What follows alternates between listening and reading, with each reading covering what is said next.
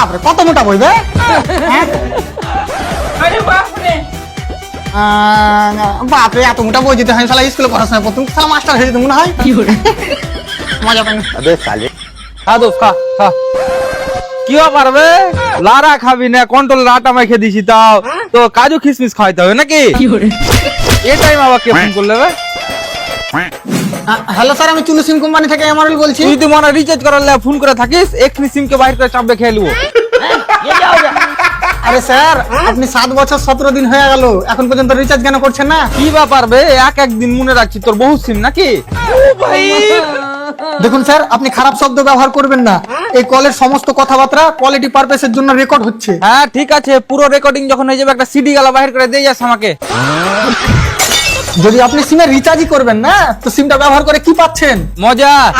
নেটওয়ার্কের ডান্ডা গালা দেখে না আমার মনটা না ঠান্ডা হয় হবে তুই যখন জন্ম নিস তখন কি তুই নার্সের হাত থেকে ছুটে পড়ে গেছিলি নেটওয়ার্কের ডান্ডা দেখা কার মন ঠান্ডা হইবে আরে মারা আমার কারের সাথে কথা বলার ইচ্ছা হয় না আমি কেন করবো রিচার্জ তা কেন ইচ্ছা হয় না তুই হ্যাঁ নানা লাগিস নাকি বে যে তোকে বলতে হবে আর এমনিতে যখন আমার দাদার কথা বলার ইচ্ছা হয় তখন আমার সাথে ফোন করে কথা বলে লাই আরে স্যার আপনার সিমে রিচার্জ না থাকলে আপনার সিমে ইনকামিং কল বন্ধ হয়ে যায় আপনার দাদাও ফোন লাগাতে পারবে না আমি করলে লাগবে না আর দাদা করলে আসবে না তুই দিনে 36 বার ফোন করছিস তুই জাদু কর নাকি বে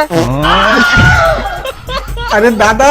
আমি কোম্পানিতে কাজ করি আমার কাছে কোম্পানির সিম আছে তার লাগি কল যায় কেন বে তুই হ্যাঁ দাদাকে যেতে লোক একদিন নাকি হ্যাঁ দাদা কোম্পানিতে কাজ করে আচ্ছা বাহ বাহ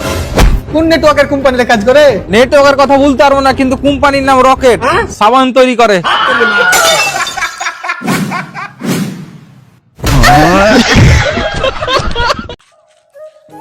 হ্যালো বন্ধুরা